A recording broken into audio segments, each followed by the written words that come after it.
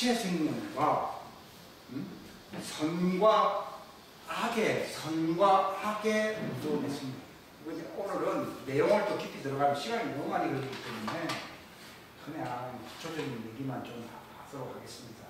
생명이 크게 나누면요, 이 빛의 생명이 있고 어둠의 생명이 있어요. 즉 하나님은 빛이시거든요. 생명의 빛인데 그 생명의 빛을 받아서 빛을 발산하는 그런 생명이 있는가 하면요, 어둠에 잠겨있는 생명이 있어요. 이것은 이제 하나님 안에 있는 하나님과 관련된 생명을 얘기하는 것이고, 이거는 하나님이 지은 피조물에서 어둠 속에서 사는 생명을 얘기하는 거예요. 그러니까 성경에는요, 하나님은 뭐도 짓고요, 빛도 짓고 어둠도 지었다는 말이 어둠이 꼭 나쁘다 이것보다는요, 모든 자들 다 하나님 안에 있는 존재는 아니잖아요. 천사들도 하나님 안에 있는 존재는 아니거든요. 그러니까 천사들 중에서도 하나님 빛과 관련되어서 살아가는 빛의 천사도 있지만은 사단과 같이 어둠의 왕자로서 살아가는 천사도 있잖아요. 이건 하나님이 의도한 것이에요. 그러니까 그렇게 만들었는데 처음에는 하나님이 그들에게서 영광을 주었대요. 마치 우리가 음식을 먹을 때에 이 빛을 받아서 자라는 식물도 먹지만도, 엽록소를 먹고 하는 그런 것도 있지만도 버섯 종류도 먹고 있지 않습니까? 버섯 종류들은 보면 컴컴한데 어둠의 그 식물들도 있잖아요. 그런 것처럼 이 천사들도 빛의 천사가 있는가 하면은 성경은 어둠의 천사가 있다고 나와 있거든요. 그러니까 우리 옛날에 배울 때는요, 빛의 천사가 잘하겠다. 그게 아니라 흑암으로서 만든 천사가 그 본성이 때가 되니까 드러났다. 부리가 드러나서 안 드러났어요. 드러났다고 되어 있지, 처음에는 뭐 여기 점잖게 살다가 행동하다가 싸나워졌다, 이런 표현이 아니에요. 무슨 너는 처음에 지원받았을 때는 완전하더니, 아담도 처음에 지을 때는 완전하게 지어서 안 지었어요. 지었는데 에덴 동산에까지 하나님이 새겨 들어와가지고 살게 했지만도 마침내 뭐가 드러났어요? 불의가 드러난 거예요. 불의가 드러났다는 말을 왜 쓴가 하면요, 이거 사람들이 잘못 알고 있거든요. 그가 말이요, 영원히 영생할 수 있는 자인데, 재수없게 그 마누라 잘못 만나가지고서 이제 선악과를 먹고 아주 신세계였다. 뭐 그렇게 표현을 안 하더라도 그렇게 생각하는 사람들이 많아요.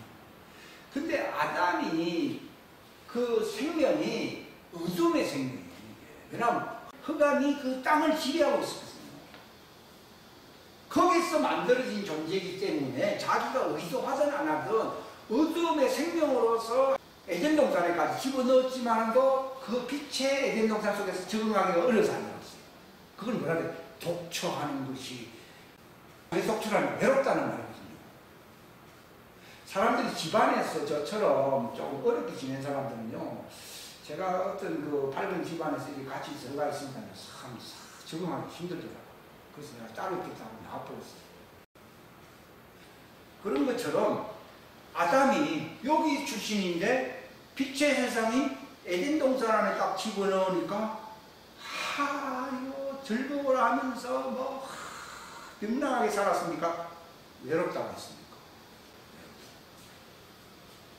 저도 그렇게 환경이 딱 바뀌니까요, 당장은 좋아할 것 같은데 적응이 안 되니까 외로움을 느끼는 거예요. 그걸 알게 되면은 아담이 왜 들어가고 쏜가? 그러니까 이게 어둠이 빛을 적응하기 어려우니까 거기서 자기 속에 갈등이 일어나고 하니까 하나님이 여자를 만들었어요. 만들었다는 말이 그게 이제 자기의 죄를 사함받을 수 있는 제단을 만들었다는 뜻이에요. 왜냐하면 예수님도 여자에게서 태어난 자 중에서는 침례자 요한이 가장 위대하다 이렇게 표현했거든요. 그래서 여자라고 하는 것은 제단을 얘기하는 거예요. 하나님의 빛의 아들은 뭐라고 얘기해요? 빛의 생명은 성전이라고 해요. 하나님이 계시는 성전, 성전과 관련된 성전. 근데 어둠의 생명은 아까 뜰이었더라고요. 뜰과 같은 삶이 어두움이라는 게 말 그대로 적을 거 없어요. 재단, 이걸 재단이에요, 재단. 그러니까 재단에서는 뭘 합니까? 항상 내가 어려움을 당하고 죄를 지킬 때는 죄를 씻어야 씻어야 씻는다. 그러니까 하나님이 그 문제를 해결하려고 여자를 만들었다는 그 여자는 여성이라고 안 하고 여자를 만들었다고 했어요. 그것은 에덴 동산에서 표현을 빌리면 여성이 아니고 재단을 만들었다. 재단이라고 하는 데는 죄를 깨달아가지고 제사 지내는 것이에요. 죄를 깨달아서 화해하게 되기 위해서는 제사를 드려야 되거든요. 그런데 이 사단이, 흑암이죠. 흑암 세력의 대표가 사단이거든요. 가장 강경한 자가 하나님 만들었거든요. 자, 여자에게 와가지고서 야, 어두운 세상에 살고 있나? 사단은 알고 있어요. 자기 빛의 세상에서 살아본 경험에서 거기서 뭐 살고 있나? 그거 먹으면은 딴 세상에서 살아야지. 눈이 밝아서 하나님처럼 살지 못하게 하려고 하나님 먹지 말라고 한 게 아니라 여자가 바깥 세상을 모르니까 싹 넘어가거든요. 그래가지고 뭐 머뭇거린 게 아니라 그냥 먹었거든요. 근데 하와는 왜 하나님 왜 그렇게 멸망시키지 않았느냐? 하나님이 아담 보고 먹지 말라고 그랬지 여자 보고는 먹지 말라는 말을 했어야 했어요. 안 했고 사단이 그거 틈새를 노려가지고 싹 들어가지고 야, 딴 세상에서 살아봐. 쏟고 있는 거야. 눈이 확 열릴 거야. 그러니까 갑자기 금단의 나무가 아니라 먹음직도 하고 보암직도 하고 탐스럽기 할 만한 그런 나무로 막 눈이 막 마음이 바뀌니까 막 사단의 말을 탁 들으니까 사단의 말은 씨거든요. 말이 씨가 된다는 말이 있잖아요. 가장 큰 위력은 말입니다. 말이 씨거든요. 그 씨를 받아들이는 순간에 자기는 선하게 지원받았지만은 자기 속에 악이 들어와서 안 들어왔어. 그러니까 이 여자가 나중에 쫓겨나가가지고 이제 자연인으로 돌아갔잖아요. 자연인으로 돌아가니까 이제 결혼 생활이라는 것이 자녀를 낳게 되잖아요. 나오니까 첫 번째 나온 게 누구예요? 마귀의 씨, 악이 이 육체를 통해서 나온 거예요. 그게 가인이에요, 가인. 그래서 가인은 악의 씨예요. 악의 씨. 그러나 하나님은 사람을 처음에 어떻게 만들었다고 했어요? 선하게 만들었다 이렇게 나왔어요. 전도서 7장 19절입니다. 19절입니까? 이거 보면 그 뒤에 사람이 이제 변질되었다는 얘기거든요. 그러니까 이 선한 존재가 누구냐? 본래 아담이었는데 여자의 말을 뱀의 씨를 임파테이션 했잖아요. 자기가 받아가지고서 결국은 자연계로 이제 쫓기고 난 뒤에 나왔을 때 첫 번째로 나온 것이 뭐냐면 자기는 하나님 앞에서 선한 자를 낳아야 되는데 악이 이겼습니까? 선이 이겼습니까? 악이 이겼잖아요. 그러니까 선수권이 먼저 나오는 거예요. 이게 가인이에요. 가인.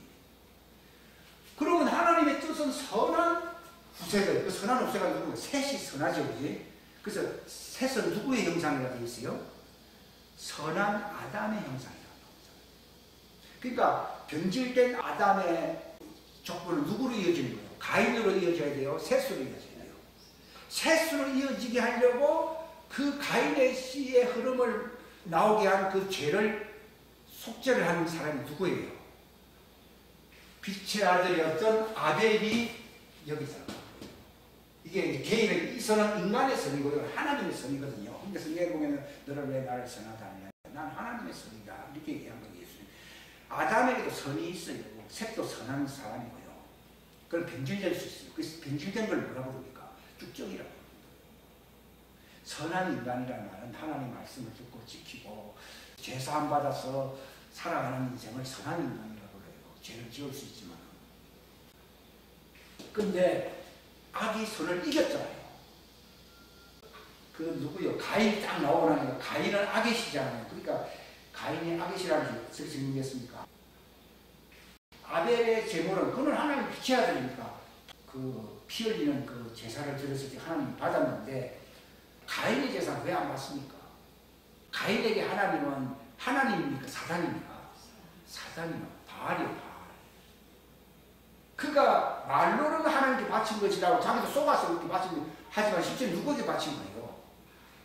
자기 아비, 그 예수님이 너희 아비는 유대인들 보고 너희는 가인의 후예들인데 너희 아비는 하나님이라 했어요? 사단이라 했어요? 너희 아비 박이라고 나왔지. 이게 바알, 박이. 그걸 우리가 알아야만이 아 예수님이 그래서 그러니까 순서가 이제 이렇게 나오면서 이제 알게 돼요. 그러니까 보십시오. 진자는 이긴 자의 종인데 바로 사단은 악이잖아요.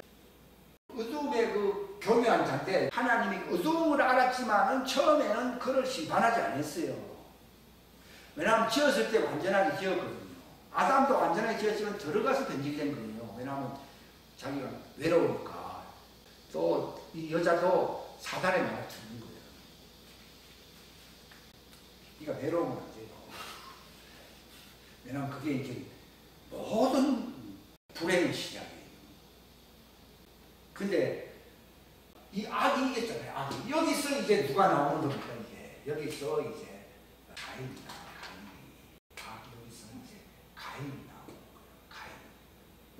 그러면 가인 세상이 돼버리고 아담을 지어놓은 목적은 예수 그리스도가 오실 통로를 마련하게 지었는데 그게 바로 셋과 같은 그런 선한 존재들이 나와야 된다 이 말이죠. 근데 뭐 가인이 나오니까 선이 나올 수 있는 출구를 마련해 주려고 누가 화해 제물로 바쳐졌어요? 아벨. 하나님이 여기서부터 빛의 생명 아벨을 그 여자에게 파송시켜 마치 마리아의 몸에 예수님이 나타날 수가 있듯이요. 바로 빛의 생명인 아벨을 이 하와의 몸에서 나오게 한 게 그게 이름이 두 번째 낳은 아들이 누구라고요? 아벨이라. 아벨은 목적이 뭡니까? 속죄하려고. 하나님이 아벨을 보호해 줄 수도 있었어요. 근데 결국 가인에게 맞아 죽게 한 이유는 그 피가 땅에 흘러내림으로 아담은 땅에서 나왔잖아요. 피를 땅에 흘림으로는 아벨의 피가 땅에서 고소한다고 했어야 했어요.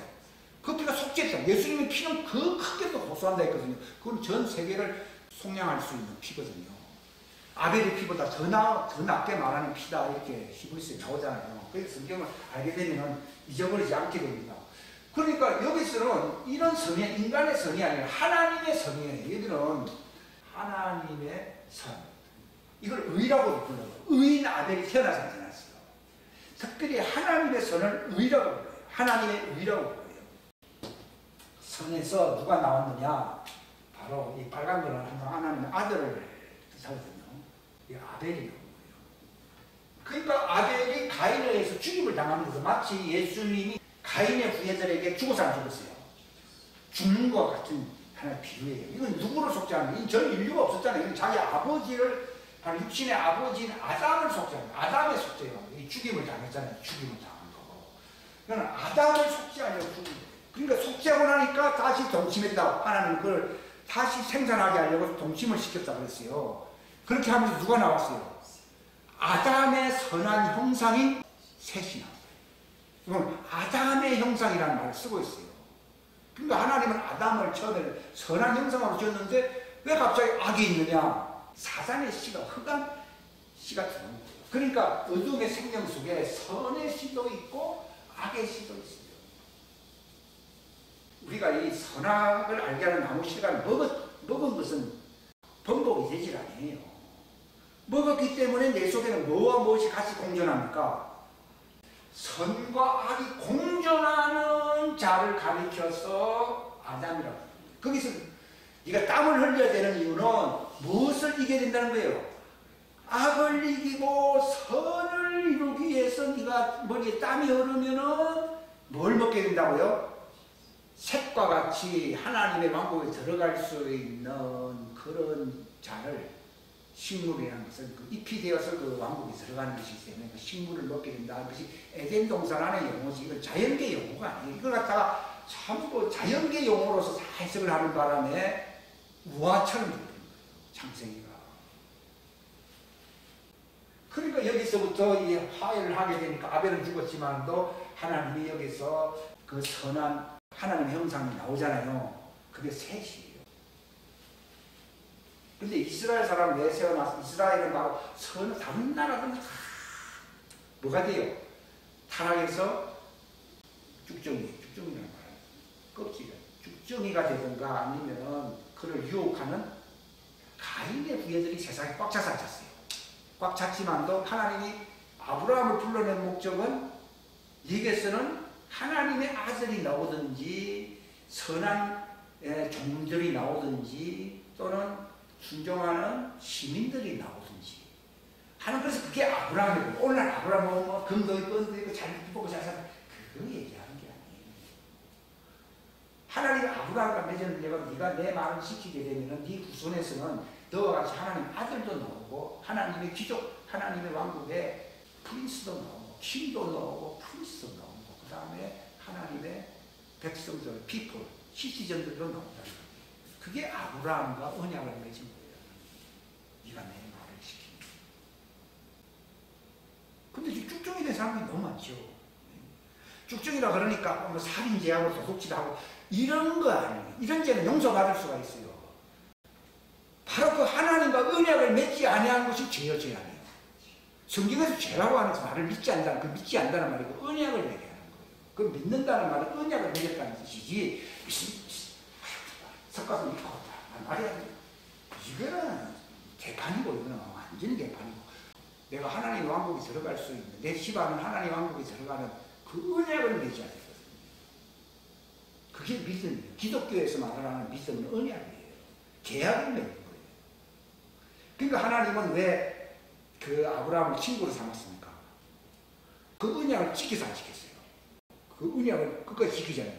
그러니까 하나님은 그 믿음을 의로 여기시고 그와 친구가 되어 살았어요. 지금도 우리가 예수님과의 그 새 생명의 언약을 지키게 되면은 예수님 친구가 되잖아요. 그럼 예수님의 신부가 된다요. 예수님과의 언약이라는 말은 신부가 될 수 있는 것이다. 이건 아브라함 때 맺은 언약하고는 또 수준이 또 다르죠. 그러니까 믿음은 언약을 얘기하는 거고, 언약을 지키게 되면은 내가 하나님을 이 손해보는 것을 내가 희생제물이 되어서라도 갚아야 되고, 또 내가 어려움을 당하게 되면 하나님은 자기 생명을 걸고서 나를 구출해야 해요. 그 관계를 언약이라고 하는 거예요. 동맹 아십니까? 동맹은 네 거 내 거 없는 거예요. 어떤 면에서 보면. 그러면 예수님이 내 것이다, 아버지 것이고 아버지는 내 것이고, 왜 아버지와 언약을 맺고 오시? 예수님은 하나님의 언약이라고 이사야 42장에 나와 있잖아요. 그러니까 믿음 개념이 언약인데 오늘 다 있습니다. 뭘 믿어요? 뭐 언약을 맺었어요? 동맹을 맺었냐고요? 동맹 안 맺은 나라는 하나님과 원수되는 거예요. 네? 하나님 그를 멸한다고요. 그러니까 믿음이 없다는 말은 동맹을 안 맺는 것을 얘기하는 것이지, 내가 뭐 좀 좋아하고 내가 의지하는 그런 걸 얘기하는 게 아니라니까. 그러니까 동맹 맺은 사람은, 믿음 있는 사람은 천국 가는 거예요. 근데 동맹 관계가 없잖아요. 그럼 내가 너는 모른다고 하잖아요. 그건 예수님이 난 너를 도무지 모른다는 말이, 너와 나는 동맹관계가 아니다 얘기해요. 그러니까 철저하게 하나님의 왕국은 동맹관계가 돼야 돼요. 동맹관계를 맺은 나라를 뭐라 불러요? 양의 나라라고 부르고, 동맹관계가 없는 나라를 무슨 나라고? 염소의 나라라고 하잖아요. 그러니까 저 사람이 구원받느냐 안 받느냐 뭐 물어볼 것도 없어요. 속으로 뭐 잘못 그걸 얘기하는 게 아니라 동맹관계 속에 있는 거죠. 나는 하나님 것이고 하나님은 나 또 내 것이고, 예수님이 그랬잖아요. 나는 아버지 것이고 아버지 것은 내 것이고. 그런 것을 언약관계, 언약이라는 말은 잘 안 씁니다. 동맹관계라고 보는 거예요. 동맹관계를 모르는 사람은 이 한미 상호 방위 조약이라고 생각합니다. 조약 안 맺었잖아요. 그러니까 아브라함을 하나님 복을 줬다는 말은 너가 왕이 됐든 네 후손이 왕이 됐든 고관대장이라고 합니까? 대선, 시민이 되든 하나님과 관계를 맺고 산다 이 말입니다. 그들은 영원히 간다고 되어 있잖아요. 이걸 하나님의 뜻을 행한다. 조약을 맺고 이걸 지키면서 살아가는 걸 하나님의 뜻을 행하는 자는 100년만 산다 했어요. 영원히 산다 했어요. 영원히는 어디 살아야 됩니까? 이 땅에 살아야 됩니까? 영원한 하나님 왕국에 살아야 됩니까? 부활체가 돼서 다 영원히 산다. 이 복을 아브라함이 줬다는 거예요. 그래서 이방인이라 하더라도 이 언약을 지키게 되면은 너는 곧 아브라함의 후손인 줄 알지어다는 말이 있어야 했어요. 아브라함의 후손이라는 말이 뭐 그냥 그냥 뭐 한 이스라엘 몇 번 왔다 갔다 하니까 아브라함 손 되는 게 아니고 아브라함과 하나님과 맺은 그 계약에 그 언약에 동참했다 이 말입니다. 같은 믿음을 아브라함의 믿음을 가졌다고 했잖아요. 로마서 4장입니다. 그러니까 성경을 아주 깊이 봐야 됩니다. 저도 옛날에는 그렇게 보기 힘듭니다. 그러니까 이제 이스라엘의 아브라함 후예들이잖아요. 그러니까 그 나라를 왜 돌보았습니까? 여기서 이제 메시아 왕국이 출현할 수 있는 걸 삼았는데 그들이 다 변질되어 버렸잖아요. 그래서 남은 자라는 말은 남은 자를 통해서 예수님이 거기에 오긴 오셨지만도 내가 다시 오시는 그날까지는 그 땅에 내가 거해한 거예요. 그거잖아요. 바로바바 베스제마드나이 하는 말이 주의 이름으로 오시는 이게 재림이거든요. 초림 때 예수님을 왜 맞이하지 못했습니까? 그들이 이 언약을 지켜서 안 지켰어요. 안 지킨 거예요. 남은 자가 누굽니까? 침례 요한의 아버지 같은 사람들은 또 그 한나라든지 또 시몬 같은 사람들이 그 언약을 가지고 있는 사람은 다 예수님이 오셨다면서 하나님 알려줘야 알려줘요. 다 알려줘요. 지금도 지키면 예수님 재림도 다 알려줘요. 내가 잘 몰랐다 하더라도 하나님이 알려준다. 아니 초림보다도 재림이 더 중요한데 왜 재림이 이제 가까이 왔다는 왜 모르겠어요. 알지요. 신부인데 신부는 계약 중에서 제일 강력한 계약이 뭡니까? 부부 계약이 아니에요. 그 다음에는 뭡니까? 회사원들과 맺는 그런 계약이잖아요. 그 다음에는 국법을 지키면서 법을 지키면서 살아야 된다고 하는 이런 사회법이 있잖아요. 그러니까 왕이 있고 고관 제작들이 나오게 되고 그 다음에 법대로 이제 사는 이제 그 시민들이 나오는 거죠. 그 세 개 중에 하나는 맺고 있어야 되잖아요. 이제 최상위 이건 정말 특별한 계약은 결혼 계약이잖아요. 이걸 새 언약 그렇게 말씀하시죠. 그러니까 이스라엘이 바로 그 언약 개념을 사는데 그들이 범죄했다고 그러니까 사람들이 뭐 그렇게 살다 보면 뭐 그렇게 할 수 있죠. 우상숭배할 수 있죠. 이렇게 나오는데요. 우상숭배, 껍데기 우상숭배가 아니라 하나님을 하나님과 계약을 파기해서 파괴했어요. 우리나라 한미동맹이요. 이 과거 대통령이 파기하려고 했어요. 근데 이게 한국에는 생존이 아주 중요한 문제잖아요. 마찬가지로 미국보다 더 중요한 것이 하나님과의 그러니까 대한민국이 하나님과 계약 맺은 사람들이 또 교회가 있으니까 하나님이 이렇게 보호를 해주는 거예요. 이스라엘도 하나님과 계약 때문에 옆에 강대국들이 막 쳐들어오더라도 다 막아줘 안 막아줘요.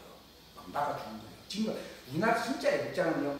내가 하나님과 계약을 맺고 사람들과 계약을 맺을 수 있도록 그 관계 속에서 의인이 되는 거거든요. 믿음으로 의인이 된다는 말이 그 사람의 것이 내 것이 되기 때문에 의인이 되는 것이지 내가 잘나서 의인이 된다는 게 아니거든요.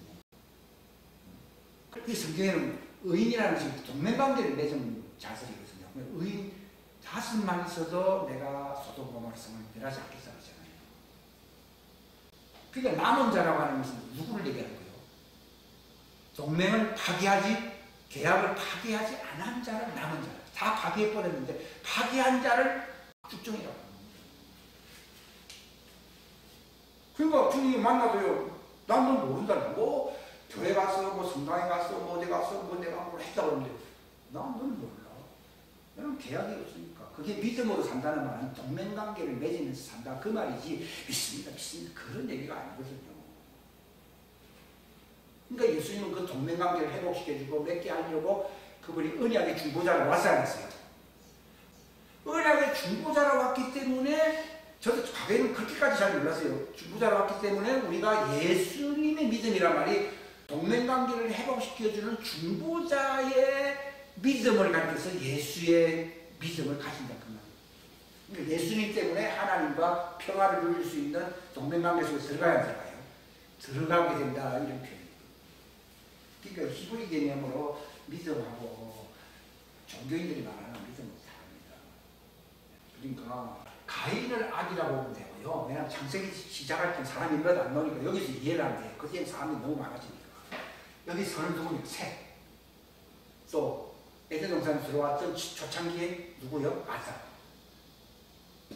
이들을 하나님의 아들로 왜냐하면 하나님의 선도이지만도 그 창조주에서 참 이 선을 우리 아까 얘기했던 시편 30편도 다 그런 얘기거든요.